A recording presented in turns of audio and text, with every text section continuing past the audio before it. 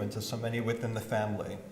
First, our heartfelt condolences on behalf of friends and the community go out to Terry's children, Jill, David, and Michelle, and of course, to Craig, Angela, and Stephen.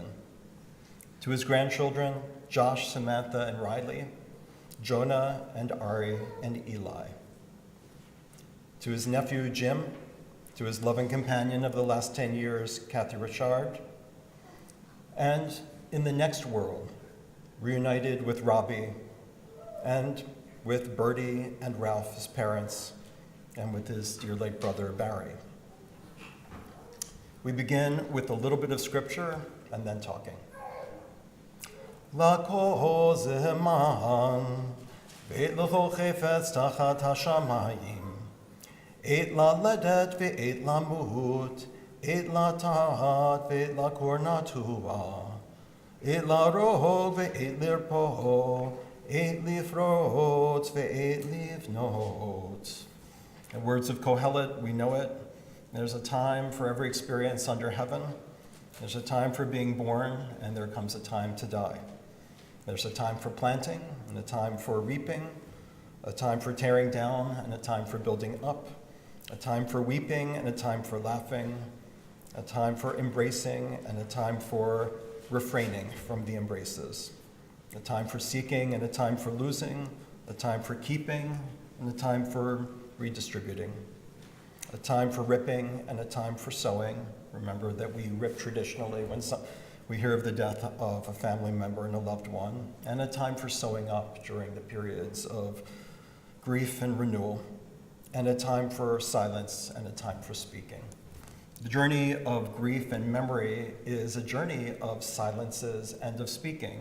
In Judaism, the word zikaron for memory, and I noticed people were checking out the memory boards, is an interesting word, zikaron. Since Hebrew doesn't have as many words as other languages, words do double duty. And the word means both a memory and also the mention of a person's name. This goes back all the way to biblical times, and so it became the Jewish tradition that when you had the memory, the memory of a family member, of a friend, of a former teacher, when the memory comes up, you either say the memory out loud or you take an action in this world, which is a form of silence, but it's speaking with an action, a form of tzedakah, a form of righteous action in this world. When people benefit from the Dr. Terry Silver Professorship, it's a way that it's a speaking in action of that memory. And today, sometimes the grief is in the car. You think of what, I always want to say doctor, because I don't want Terry to look down on me and say, you didn't say doctor. You think of what Dr. Silver would be guiding you or saying to you in this moment. It's a speaking within the silence. And then there's time to externalize it, like today. We have a series of speakers, and it's my honor to introduce them one by one. Our first speaker will be Jill, and Jill will be followed by Craig, and then David, and then Michelle, and then Josh and Sammy and Riley, Kathy, and then Dr. Mike Sandler and Dr. Ella Kazaruni. We begin with Jill.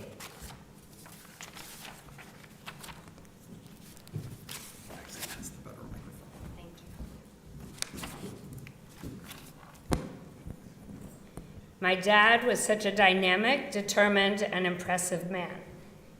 When I think of him, 3 of his passions stick out in my mind. First, family. No matter where we were in the country, my dad's presence was felt. His calls, his texts, his emails.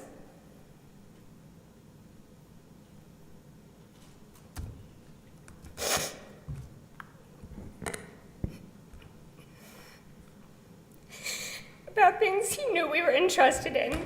Articles.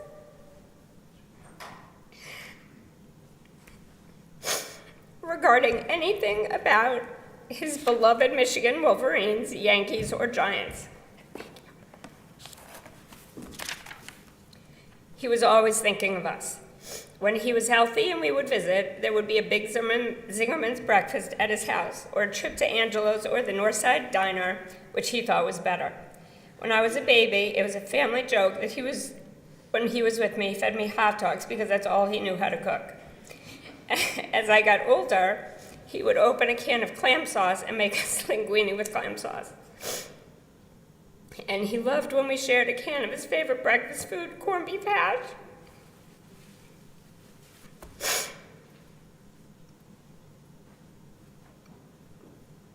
When we were together, there was always talk at about 8 a.m. where we would be eating dinner, who would be there, and what time our reservation was. He was proud of everything that his kids and grandchildren did. He adored Craig and knew how lucky we all were. He was playful with the kids. He'd walk in the house screaming, "First down," to my kids. He'd show the kids his bent fingers from arthritis and ask them to fix it for him while they sat there trying to unbend his finger. When he was over, it was sometimes like I had another kid, which he loved. He talked about all of us and our achievements always. We will miss that and have missed that for the last many years while he was sick. His love and pride in all of us was always so strong, and he taught us so many things, whether we realized them at the time or not. Next, his distinguished career as a radiologist. He wasn't just a doctor, he was a pioneer of ultrasound, something that has become second nature in the field of medicine now. When we were younger, we knew my dad traveled all over for work, giving lectures and holding courses, and taking sabbaticals in places like Australia. But it wasn't until I got older that I really knew what that meant and why he did that. He was so smart. He needed to share that with the future of medicine, his students, his residents, and all the younger radiologists who learned so much from him. He set the bar high, and so many lives have been saved because of him. My dad worked so hard, and his patients, his field, and us, his family, all benefited from that. And lastly, my dad was the biggest Michigan fanatic I knew. It started in what is now not an uncommon way. He was a boy from New York who heard University of Michigan was a great place and a great fit. And he wrote the story from there. College, residency, and his entire career there at one of the best hospitals in the country. But what you may not know is we had season football and basketball tickets from when I was a little girl. You may not know that my dad took us to Rose Bowls and Fiesta Bowls to see our beloved Wolverines play. You may not know that one room in his house has countless Michigan memorabilia hanging on the walls. He had tickets from games saved and articles kept. The fight song, The Victors, was like a normal part of our vocabulary. He was in the Victors Club, the President's Club, and on countless committees throughout Michigan, medicine, and the university. The fact that I was born on November 22nd, 1969, the day that Michigan upset Ohio State in the biggest upset in the history, probably was planned by him because he loved to plan. He was that guy, and he loved every second of it, and so did we.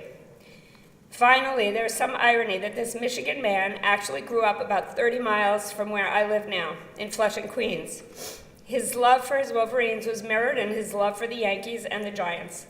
He loved taking us to Yankee games anytime we visited New York. He loved taking me on weekend trips to the city and seeing shows and having great meals. One time we went to the Russian Tea Room and Tom Hanks was sitting next to us. He loved that. Although I know he wished my family would have stayed in Ann Arbor, I think of all other places for us to settle. He was so happy that we were in his first home in New York. This New Yorker turned Michigan man will always be remembered for his love, dedication, passion, brilliance, and success, and so much more. Thank you for everything, Dad. As proud as you are of us, we are prouder of you. We will miss you always and love you. We invite Craig out to the picture.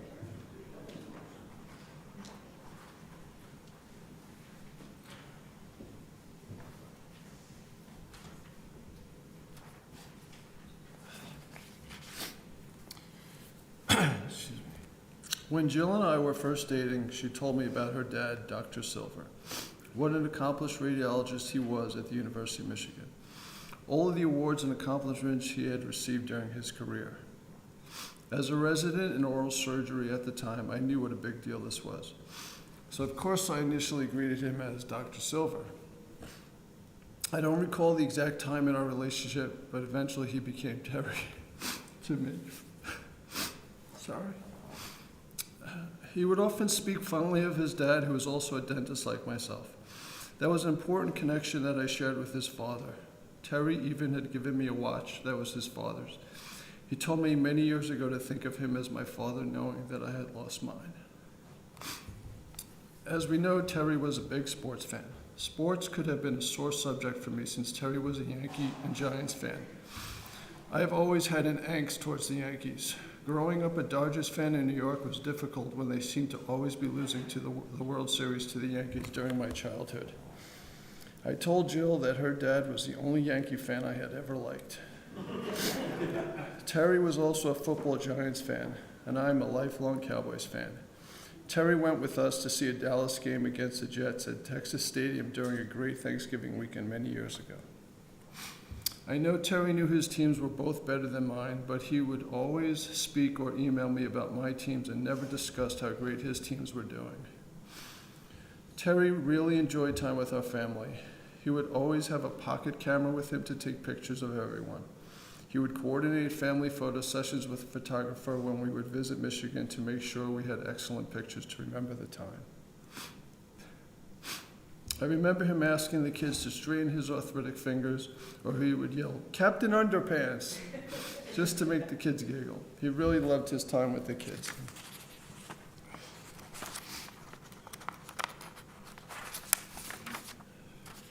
Terry would reach out to me weekly and talk about family or sports. I would regularly get emails about various subjects that he thought I would be interested in.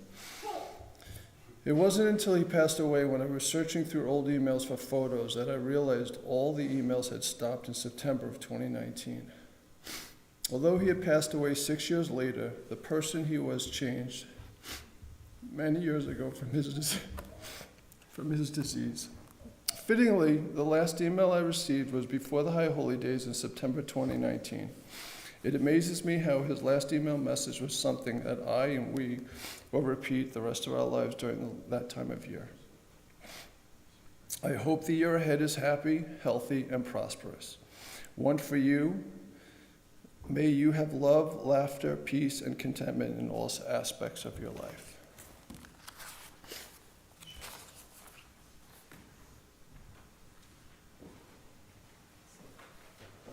My honor, if invite David up to the podium.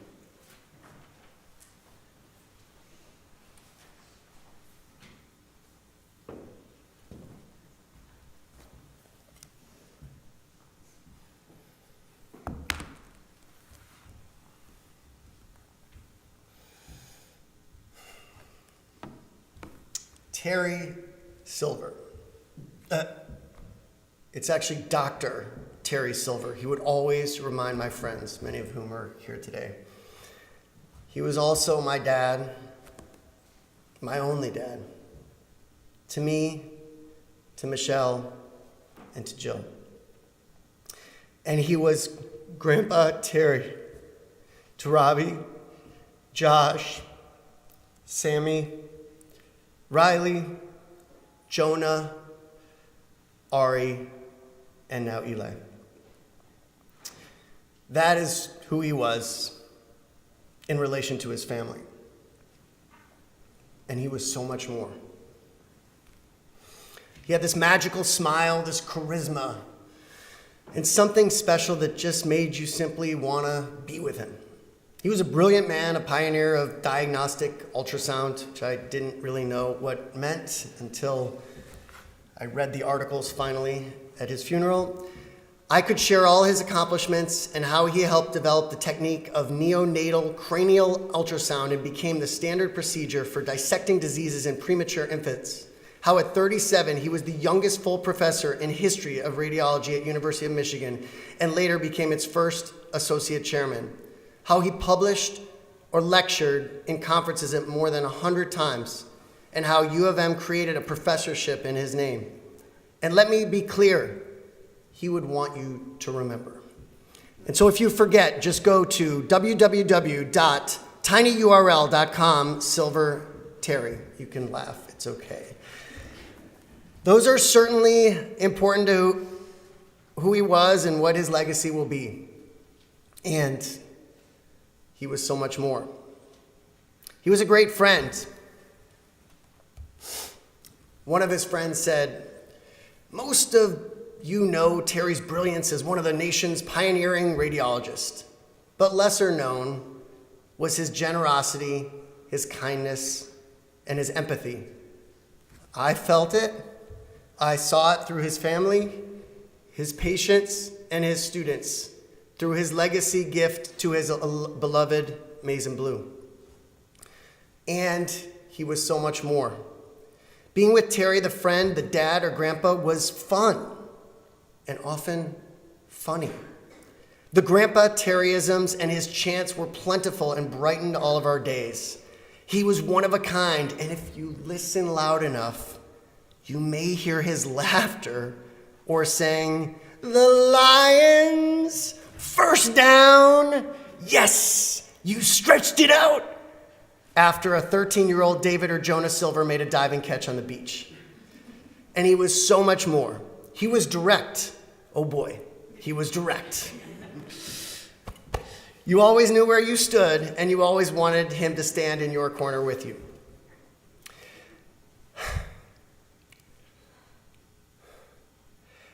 I don't know many 81-year-olds in their dying days who had so many people holding their hands and saying how much they loved him, including his loving partner, Kathy, who you will hear from soon, his dear friends, Mike, Mary, and others who visited him, and his caregivers who loved him and who are family, and we are eternally grateful.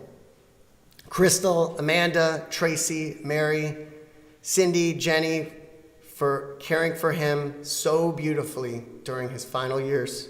Truly the greatest gift for Jill, Michelle, and I. He not only created a legacy in medicine, but created a love of sports that will live on for generations. When people ask me, what's your favorite teams? I respond quickly. Michigan, the Sixers, the Lions, the Yankees. And people look at me kind of weird and say, why? And the simple answer is because of my dad.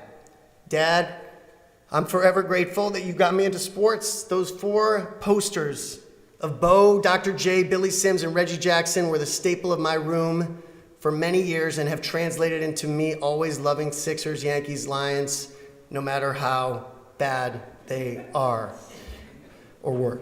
I also loved watching Michigan football too, and getting excited about Anthony Carter or Kolasar stretching it out. I especially loved the Yankees watching with you when we shared our love of that team, and I remember when we won the championship for the first time and we rejoiced together. You will always be the person that I think of when it comes to the Yankees and Michigan football. But don't worry, Dad. The legacy you created through sports lives on through Jill, Riley, and Michelle, who went to Michigan, through Josh, Sammy, Craig, even though they liked the Mets, and Steven, even if he went to OSU. And now your legacies continue through Jonah.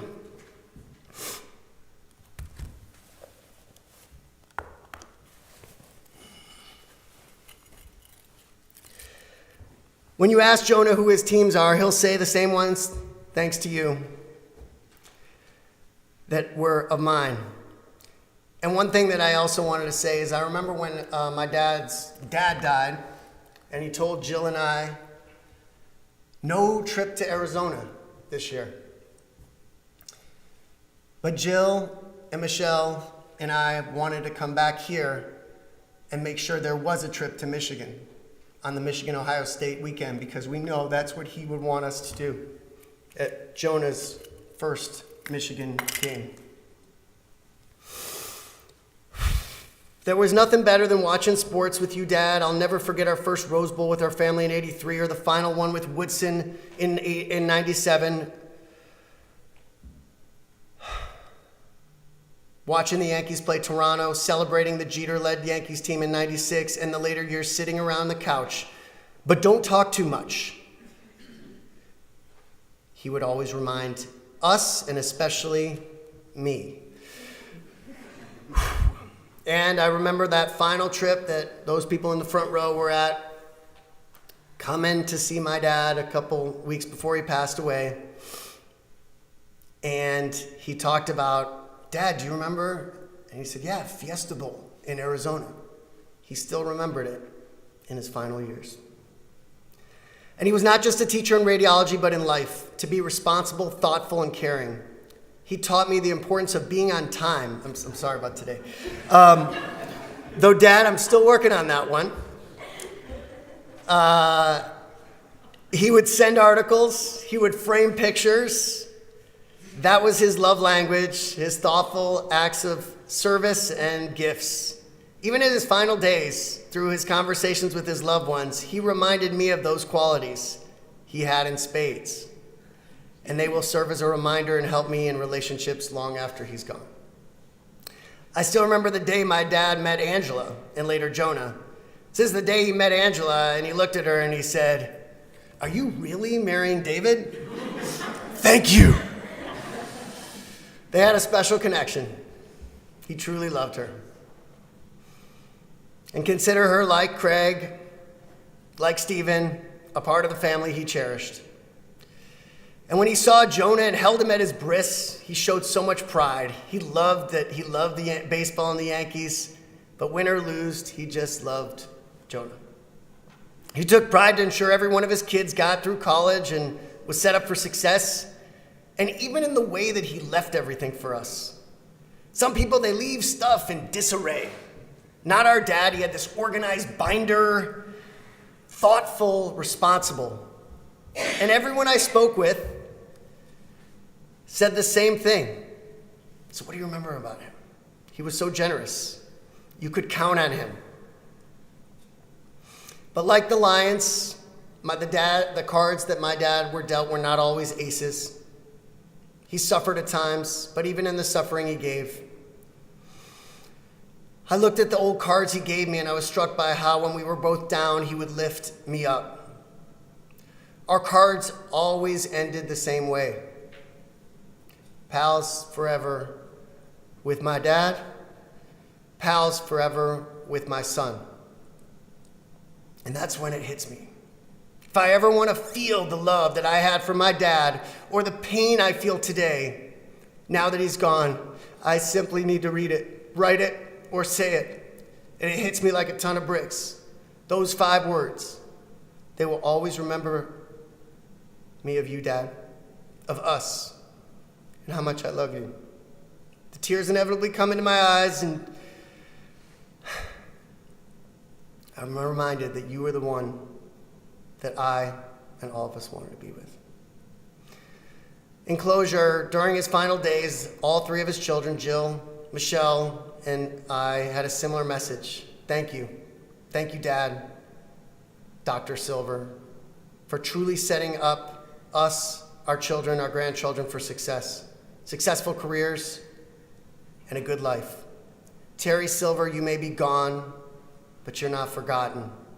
Because whenever you see an ultrasound at the doctor's office, or one of his grandchildren makes you laugh, or another plays a sport, or we all watch Michigan football, the Yankees baseball, or hear Neil Diamond, we will be remembered that Dr. Silver, Terry Silver, Dad, Grandpa, friend, your legacy lives on.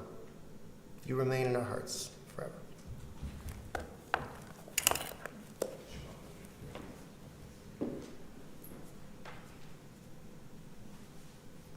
Michelle to the gate.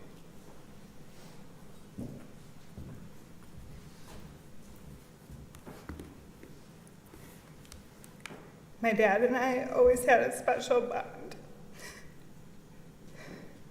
I have fond memories of spending Sunday mornings together, having breakfast at Big Boy, me eating pancakes, drinking chocolate milk, and completing the math problems I asked him to give me on the back of the menu. And him drinking 5 cups of coffee with 20 packs of Sweet and Low, half of which always ended up on the table. From volleyball games to piano and dance recitals, my dad attended all of my extracurricular activities. He was always the first one to arrive and would frequently point out, "Do you see any other dads here?" To which I would reply no. I was so grateful that as I was growing up, he was winding down his career allowing him to be an extremely present father. My dad was a role model to me in more ways than one. His successful career as a radiologist piqued my interest in medicine while I was growing up. I enjoyed going to visit him at work, looking at slides, x-rays, and ultrasound images with him. Despite being a physician, when I expressed interest in becoming a PA, he could not have been more supportive. This is how he was about everything. When you shared your goals with him, he was your biggest supporter. When he learned of your interests, he would send you articles and record segments that pertained to them. He would also play you his favorite clip from Colin Cowherd and Jim Cramer at full volume that made him laugh no matter how many times he heard them.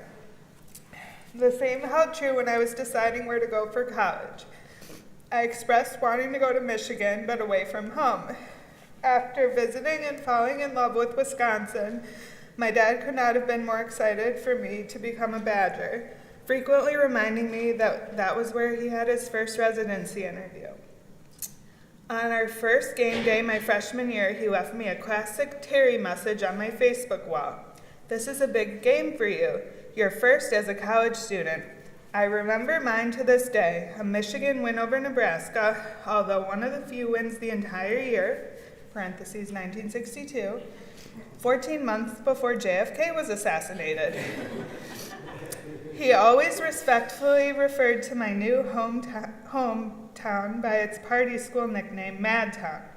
While his allegiance to the Wolverines always held strong, he also cheered for the Badgers. He even welcomed my husband Stephen into the family despite him being a Buckeye. Unlike my brother David, who prefers to watch sporting events with 100 of his closest friends, my dad preferred to watch either with his good friend Mike, with me, Kathy, or by himself so that he could actually pay attention to the game. "Why would I want to go to a Super Bowl party where nobody is actually watching the game?" was his response whenever anybody invited him. While my dad taught me many invaluable lessons, I also like to think I taught him a thing or two. He often referred to me as his driving instructor, as I would constantly nag him about changing lanes without a blinker or straddling the lane line. I was also his go-to for any tech support growing up. Despite the emergence of the iPhone, my dad was extremely loyal to his non-flip, indestructible Nokia brick phone. I even remember it surviving a night in the car in sub-zero temperatures. It was resilient. On October 30th, I received the long-awaited text, "Hi, I got an iPhone," to which I replied, "Welcome to 2013. I will forever miss your signature blaring Sweet Caroline ringtone." My dad won over the hearts of everybody he met. This definitely applied to my friends growing up, many of whom are here today.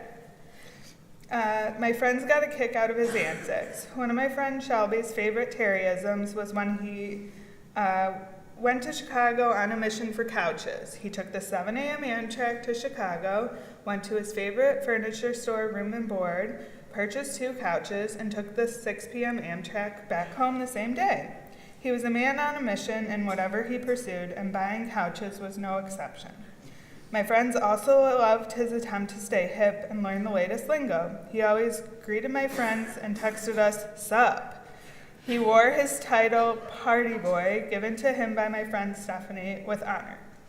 "Daddy, I'll always be your little girl, your caboose. I will cherish all the memories I have of our time together. I will think of you every time I ultrasound a patient, see a Yankee hat, or hear Sweet Caroline. As you always responded to my nagging with, 'I just can't wait for you to have kids,' I am thankful you and Ari had a special relationship. Even on your final day, he was able to elicit a smile from you. I'm sorry you didn't get to meet Eli, but your legacy lives on through his name, Eli Theo, and shares a Hebrew name with you, Eli Mordechai, and in my heart forever."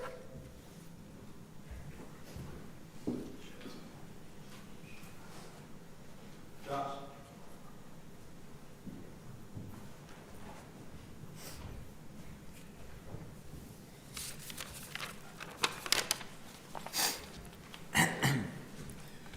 Despite my grandpa being a very successful radiologist with groundbreaking work, and me now being in medical school, I never really thought of him as being a doctor. This may sound silly, but this is because he stood out in so many other ways. One way in which I knew him was as the stock guy. Whenever he would visit, he would pull a chair 2 feet in front of the TV and watch CNBC the entire day. Once Mad Money with Jim Cramer finished and it was time for dinner, he would pull the chair back to the kitchen table and we would eat together. His finance knowledge was also shown to us by gifting us with stocks instead of presents for our birthdays. Although this wasn't as exciting to a teenager at the time, we all now appreciate and understand the value of what he was doing for us. He was also a huge sports fan. Although we didn't share any of the same teams, I was amazed at his knowledge. He was constantly able to recite stats and matchups from years past. This includes, just 2 months before he passed, as his mental status was fluctuating, he was able to interject into the conversation around him to let us know exactly which Fiesta Bowls he had attended. When I visited my friend at the University of Michigan in 2019, just months before he began his journey with his illness, I was able to spend time with him. This short weekend was a great example of who my grandfather was and was a lasting memory I'm very fortunate to have. He picked me up from the airport and I spent a night at his house. As we drove through the campus, he told me that he was auditing a history course at the time because he was a lifelong learner. That weekend, I also went to dinner with him, Kathy, and her family. This was a situation that I knew he loved, as whenever he would come to New York, he would ensure that there was a reservation at his favorite restaurant, Mateo's, so he could spend time with everyone that he loved over a good meal. When my flight home from Michigan got canceled, he gave me an exclusive number to contact at Delta, which amazed me and made me think that he was very special. This flight cancellation also meant I get an extra meal with him at a diner that he loved. With all that being said about him as a grandfather, his work as a doctor was remarkable. Being able to now look through his accolades, I saw an award that he received that was given due to his work having a significant impact on mankind. That is quite the honor. Some special things that I will always remember is that he was the only one who called my sister Sammy by her Hebrew name, Shmuela Ariella. And he always had a smile on his face whenever he said it. And I also remember FaceTiming him this past June, and as everyone passed the phone around and tried talking to him without much success, once he saw my face, he perked up and called me his handsome boy. I'm very fortunate to have had him in my life, and especially fortunate to have spent time alone with him that one weekend in Michigan.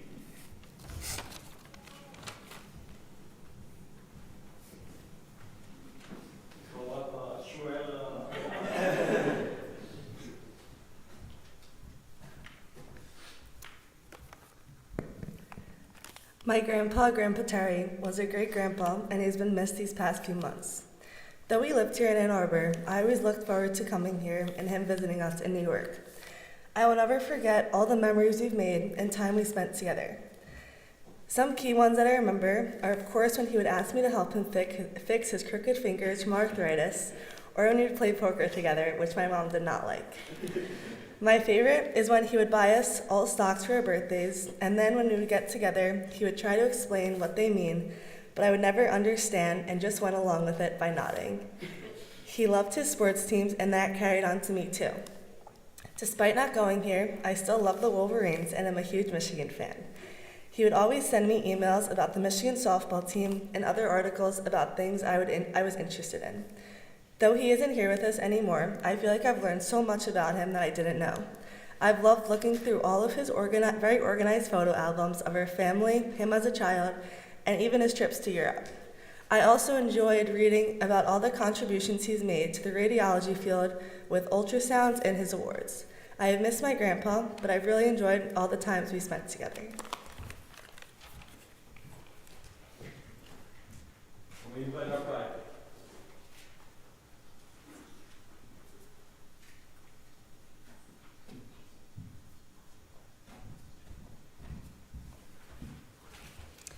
Grandpa Terry was someone that I will always remember my time with. He was always so eager to make me laugh by having me try to fix his arthritis fingers and willing to interact with my interests. While we couldn't really relate to sports, he was a fan of having a granddaughter who dances and wanted to teach him and Kathy how to dance. I think I got my sarcasm from him, and I will always remember the memories I shared with him, including the most recent ones. I'm so grateful that over the past year I've been so close in proximity to him due to continuing on his Michigan legacy. During my last visit with him, while he wasn't speaking, he was attentive, and I could tell that he knew I was there. Just being able to hold his hand and be in his presence for some of his final moments is something that I will cherish forever. Going to his school, the University of Michigan, there is a constant reminder of his legacy with every step of my college career, and I can only hope to make him proud at one of his favorite places that was such a large part of his life. He cared so much about family, and that was really apparent in my final visits with him. I love and miss him so much, and am very grateful for all the time we spent together.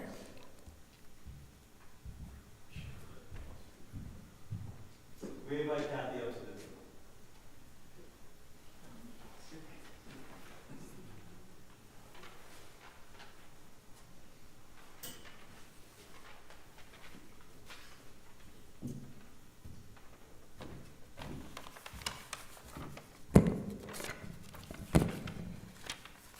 Thank you all for coming on this snowy day. Terry would be so pleased to see everyone. We have heard about Terry's accomplishments and his relationships with his family. I'm going to share with you my relationship with Terry. Terry came into my life 11 years ago in 2014. I was a relatively new widow at that time. My colleagues at Madonna University knew Terry and wanted us to meet.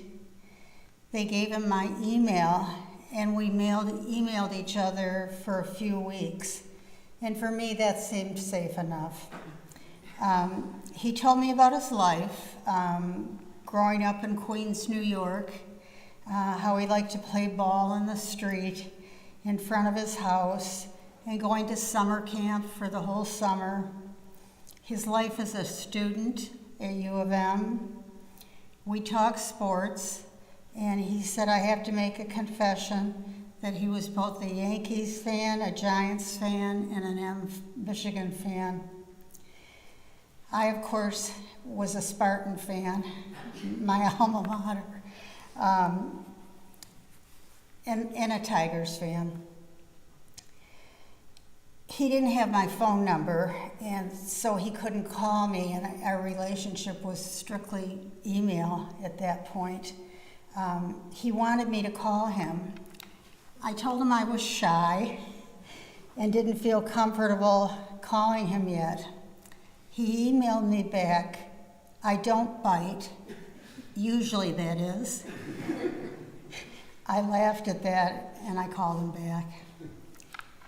We went out to dinner for our first meeting on June 8th in downtown Northville. He always remembered that date, and we would meet, and we'd actually go back to that restaurant every year. Terry brought life, light, and love into my life when I needed it the most. My family learned to love him, and I became part of his beautiful family. He connected too with my grandchildren. When it was their birthday, he would buy them each a stool with their name on it with carved puzzle letters, and they all used it. When my daughter moved to Ann Arbor from London into their new home, she needed so many tradespeople, such as plumbers, electricians. Terry was able to give her referrals since he knew them all, even dry cleaners. In fact, he always came through with a contact for her. He would tell her, "Be sure and say that Dr. Silver recommended them." and that way they would get the best service. As a joke, we began to refer to Terry as Dr. Silver's Yellow Pages, since he seemed to know all. He would often say to me, "What a coincidence that my son was Mark and he was Terry Mark Silver." So many beautiful and generous things he did in our relationship. One of the many things I will miss about him is whenever he came to my house, he would come in through the garage and always be carrying flowers for me. Terry was one of the best things in my life. I love him and will always miss him, and may he rest in eternal peace.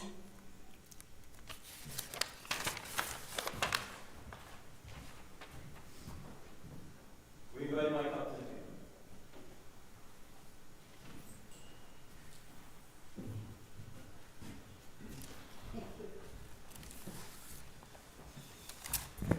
Hi, I'm Mike Sandler, one of Terry's closest friends. I met Terry in the summer of 1972. I was a first-year resident at Michigan, and Terry was a second-year resident. And the policy in those days were that the first years would spend some evenings taking call with the more senior residents so we could learn the ropes. And by coincidence, Terry and I spent a few evenings together, and we immediately became fast friends. We had a lot in common, good chemistry, and we were big sports fans, particularly Michigan football and basketball. In fact, how long have I known Terry? Slightly longer than David has known Terry. He was in utero when I met Terry, as a matter of fact. Now, I probably went to about 100 football games, Michigan football games with Terry. Probably saw 50 more on TV. The two of us went to games completely dependent on his marital and companion status at the time.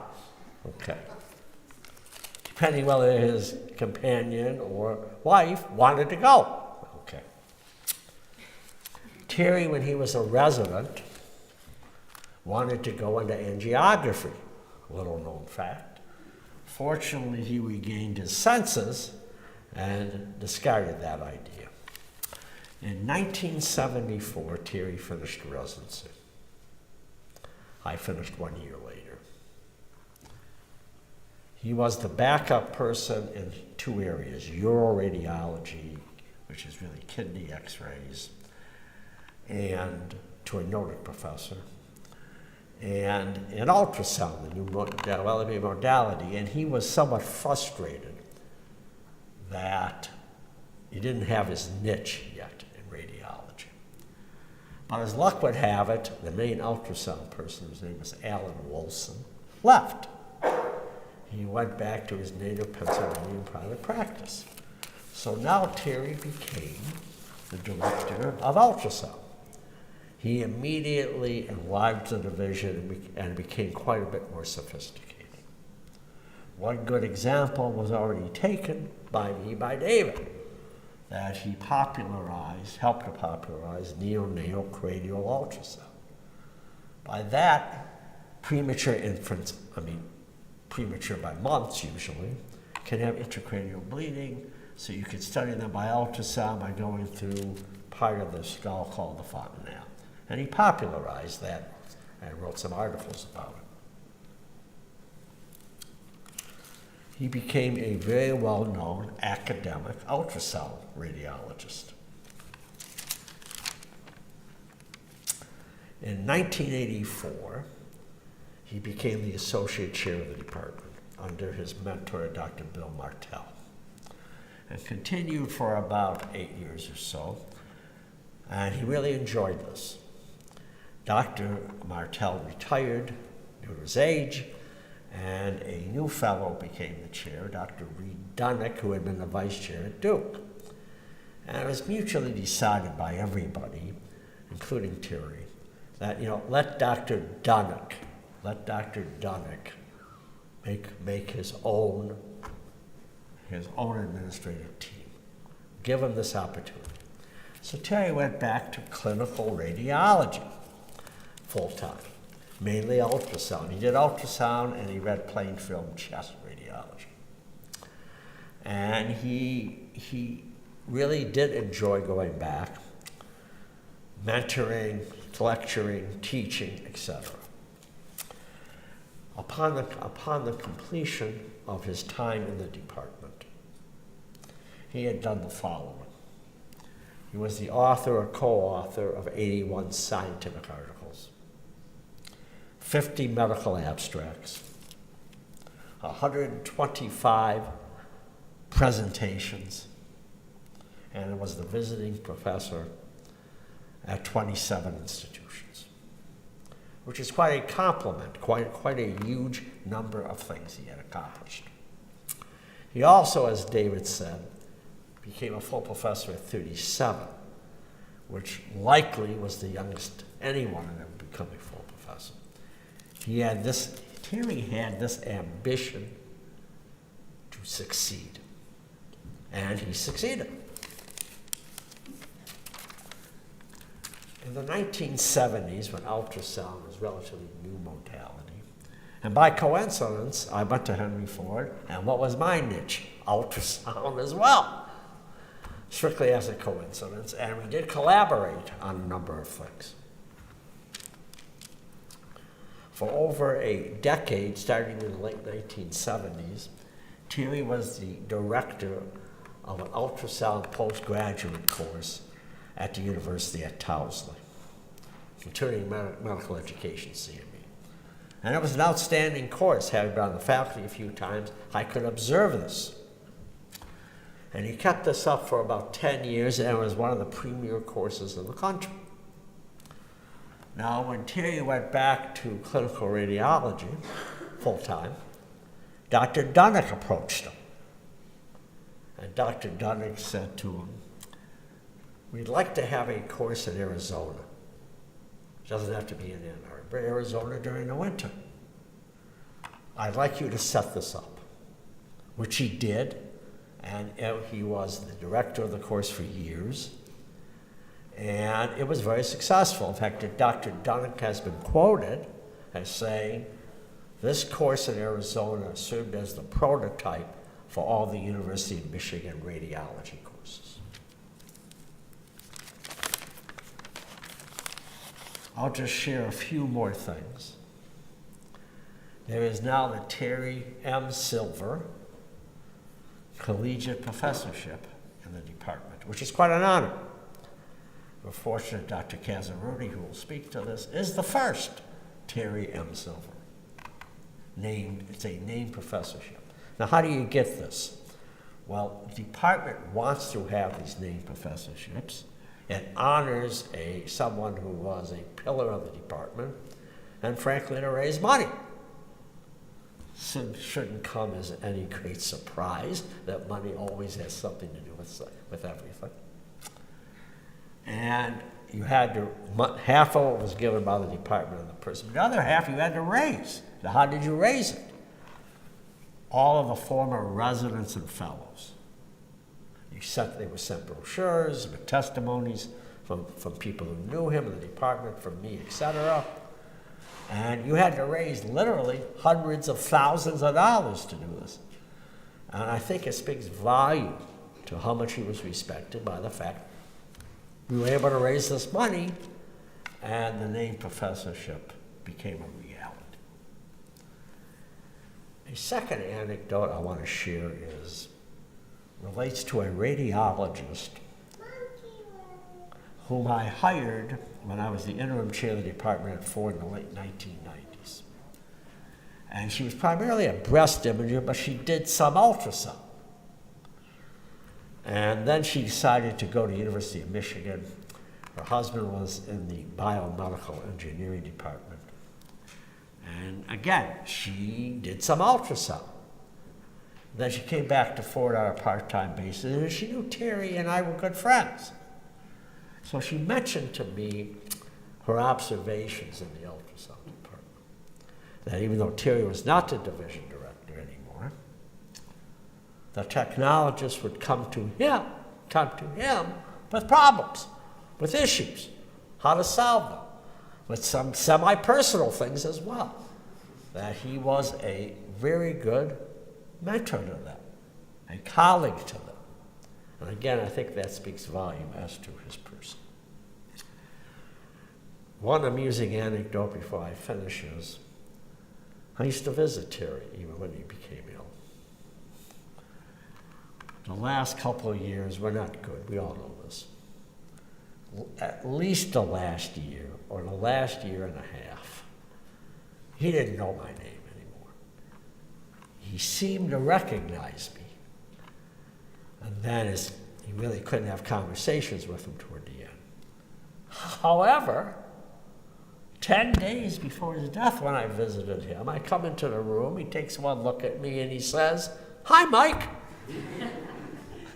Where this came from, I don't know, although his caregivers said he has good days and bad days.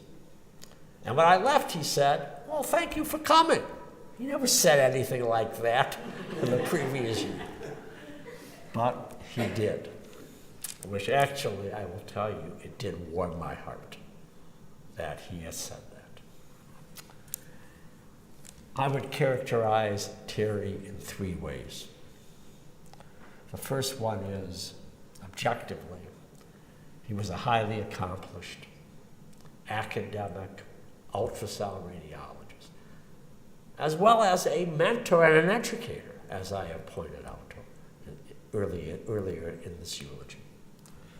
2, I don't have to say this, but I observed this, and you heard this. He was a loving father and grandfather.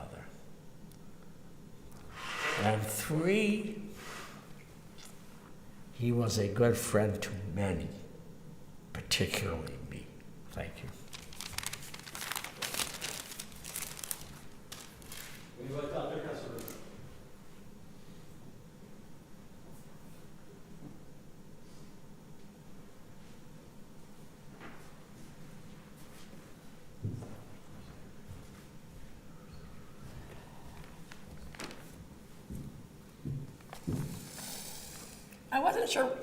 I wasn't sure what I was going to say today, but I do know that hearing all of your words gives me so much greater appreciation for Terry and why he chose to mentor me over my career. We were both transplants to Ann Arbor.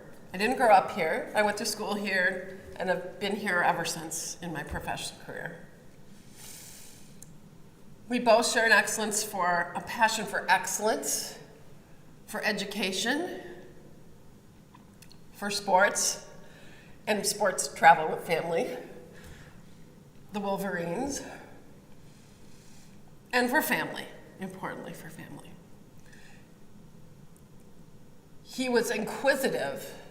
He asked questions and he wanted to learn more. And that's always resonated with me deeply. To solve problems that could make a difference. And what he did in ultrasound, I do in my career in chest radiology. His passion for education was deep. I would always marvel at him, not only at the ultrasound course in Arizona, for the organization of it to perfection, structure, detail, everything taken into account, but the relationships that he had with the people who came to the meeting. It wasn't transactional. Here's the fee, come sit in a seat, learn about radiology. It was relationship building. And people came back year after year to that course. Not just because it was a course in February when it was cold up north, but because of Terry, and to watch him talk to people, to develop relationships, to seek to understand them and why they were there, brought them back year after year after year. So it wasn't just an educational course, it was relationship building. He sought to understand what people needed and wanted in radiology education, but mostly to understand them. And so we had people who came back to that course year after year after year after year when Terry was the director of that program. And it was amazing to watch him in action talking to people. And at the alternator, as we used to call it, or now at the computer workstation where we read images, he spent the last several years of his time in the radiology department in the chest radiology section. And I was the division chief of that area at the time. And I was like, why does he want to come to chest radiology? He's been in ultrasound most of his career. And when he came into the division, I understood it as I watched him.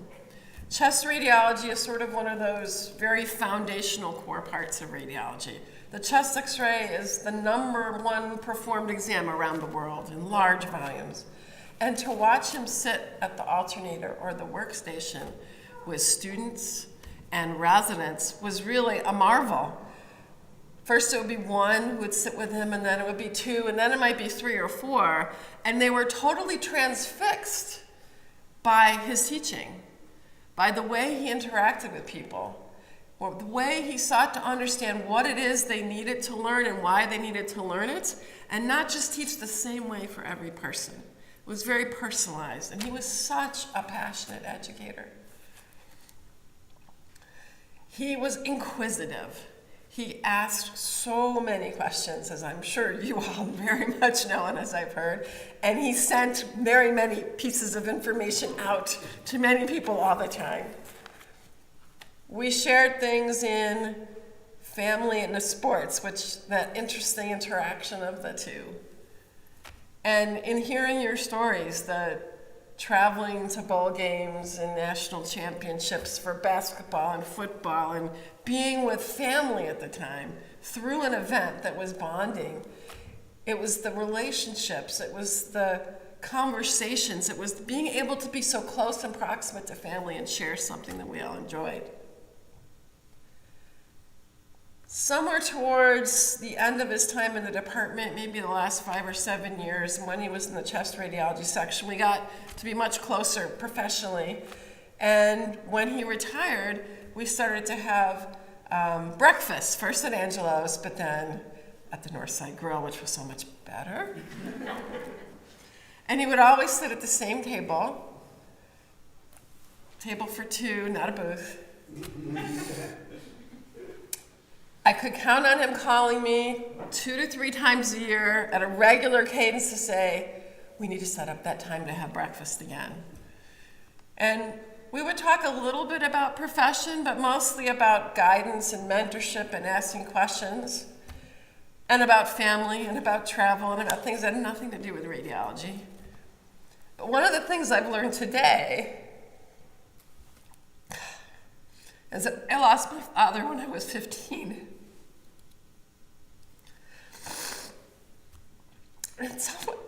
And in many, many ways, I learned that what he was helping me for me was a father I never had. So I grew up abroad. We came here when I was a little child. We moved around with my dad. We did his medical training. We landed in Michigan, and then my father passed away with my mom, who was a nurse midwife. Myself, I was 15, and my younger sister and brother. And somehow he knew that that was something I needed, that guidance of somebody who could be a father figure, who could look out for me in a way that I wasn't thinking about. And it was partly the profession, the things as an academic radiologist you might need to do and might want to do. But it was really filling a huge void that I've heard in what he has been to so many of you in your lives, as father, grandfather, uncle, and so on, and friend, confidant. And so I will be ever thankful to Terry, not only for the academic components of how he helped guide me, but for how he helped me as a person navigate my life as someone who didn't have someone like that in my life. So thank you, Terry, so much for all you've done for me. And it's such an honor to be the Terry M. Silver Professor. But the last thing I want to say, and I think you'll all resonate about Terry's planning, meticulous planning, is that one day at breakfast, he handed me this envelope. And it's got his name and address in the corner, and it's got my name in the middle, and it's got confidential stamped all over it. And it was sealed and taped on the back. Oh, okay. And he said, "This, I want you to open this when I pass." So I've never had anybody say anything quite like that to me. And so he said repeatedly, "Make sure it's safe. I want people to understand my legacy, and I don't want to be forgotten." And so when he passed, I was working at home in Northville. When I found out, I drove straight to Ann Arbor to my office to retrieve this. And in such a very, very Terry way in planning, and I opened it, was not only an abbreviated bio sketch and a one-page bio sketch and the last copy of his curriculum vitae, because he wanted to make sure that he was remembered for the professional accomplishments in addition to the wonderful personal things in his life. And I hold this dear, and I want you to have this. Thank you.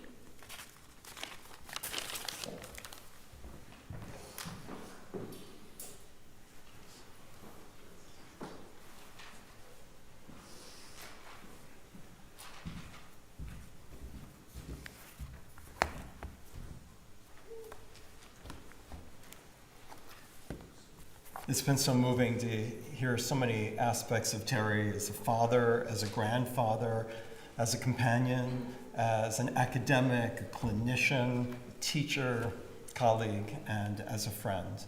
And I know there are other pieces of Terry that those who have not been speaking from the Bima hold. And so this speaking process continues at the house.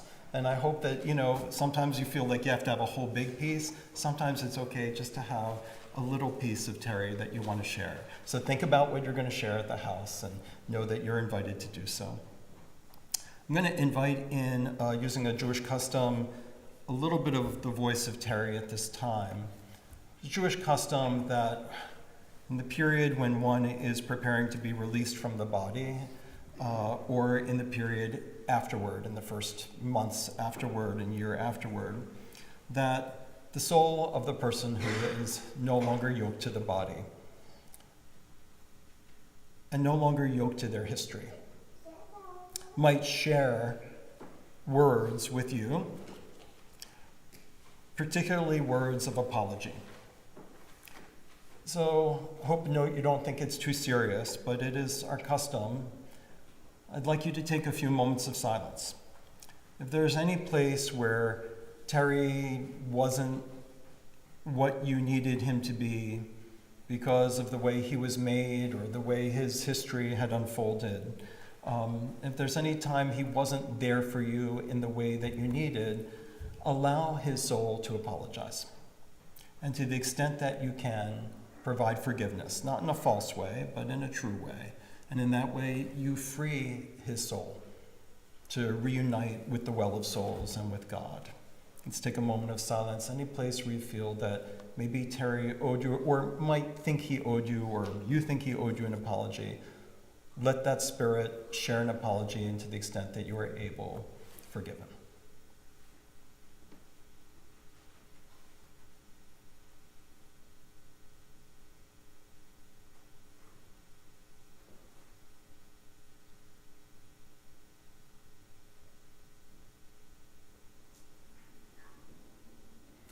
And if there's any place that you feel you owe Terry an apology, you weren't there enough or in the way that you think he needed you or wanted you to be, can you share an apology to the extent that you feel comfortable doing so? And allow him to forgive you, again, to allow his soul to be fully at rest.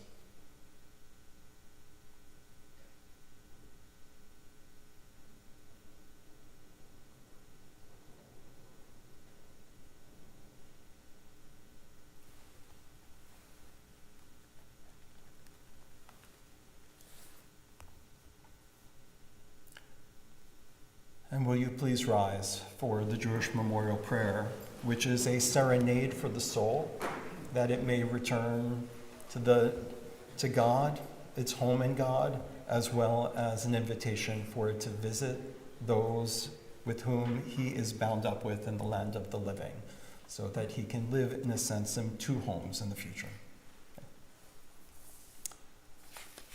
El Malei Rachamim, שוכן במרומים, המצא מנוחה נכונה, תחת כנפי השכינה, במעלות קדושים וטהורים, כזוהר הרקיע מזהירים, לנשמת טוביה מרדכי, שהלך לעולמו, בגן עדן תהא מנוחתו, אנא בעל הרחמים, הסירהו בסתר כנפיך לעולמים, וצרור בצרור החיים, את נשמתו, אדוני הוא נחלתו, וינוח בשלום על משכבו, ונאמר Amen. Exalted flowing river of compassion that you are God, grant infinite rest in your sheltering presence among the pure and holy souls in the firmament, to the soul of Terry Silver, who has now returned to his eternal home in you. We ask God that our loved one find a perfect peace in your eternal embrace, and that may his soul continue to be bound up with the souls of the living in this world. And now may he rest in peace, and let us say, Amen. In a moment, we're going to have the Mourner's Kaddish. I ask you to find the book. You can open it up, the prayer book, to page 30.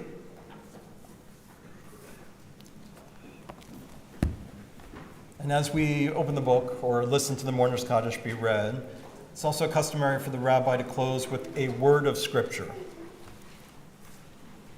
I'm going to ask you if you can guess where this comes from. When I read about Terry's accomplishments in his field, it made me think about Mount Sinai, because the rabbis are puzzled that chapter 20, 19, and 20 of Exodus seem to imply that the Israelites can see the sound of God speaking. And they puzzle, what does it mean to be able to see sound? And many of the Psalms speak to this as well, as seeing the sound that is around us. So can you tell me where I close with this verse? Where is this verse from? And it's a sweet, sweet sound to see the light that shines around. I've been waiting for that time. Any guesses? Neil Diamond, from that extra canonical book called The Jazz Singer. I hope that all of you feel Terry's light continue to live connected to your spirits and soul, and you hear that sweet, sweet sound of him continuing to speak to you when you need him, when you invite him in this world. Mourner's Kaddish, page 30. Yitgadal v'yitkadash shemei Rabbah, v'yalma divrach kiruteh v'yamlich malchuteh, v'chayechon uvyomechon uv'chayei d'chol beit Yisrael, ba'agala uv'zman kari v'imru amen. Yehe shmei Rabbah mevarach le'olam ulamei almaya. Yitbarach v'yishtabach v'yitpa'ar v'yitromam v'yitnaseh, v'yitadar v'yitaleh v'yitalal shemei d'kodesha brichu. Le'ela min kol berchata v'shirata, tushbechata v'nechemata, da'amiran bi'alma v'imru amen. Yehe shlama Rabbah min shemaya, v'chayim aleinu v'al kol Yisrael v'imru. And I'll sing the final line. You're welcome to join in. Oseh shalom bimromav, uya'aseh shalom aleinu, ve'al kol Yisrael, ve'imru imru amen. Ya'aseh shalom, ya'aseh shalom, Shalom aleinu v'al kol Yisrael, Ya'aseh shalom, Ya'aseh shalom, Shalom aleinu v'al kol Yisrael, which means may the one who makes peace in the higher realms bring peace to us down below as well. And let us say, Amen. Our words of tribute and memory continue at the house, and we proceed there at this time. Thank you for gathering.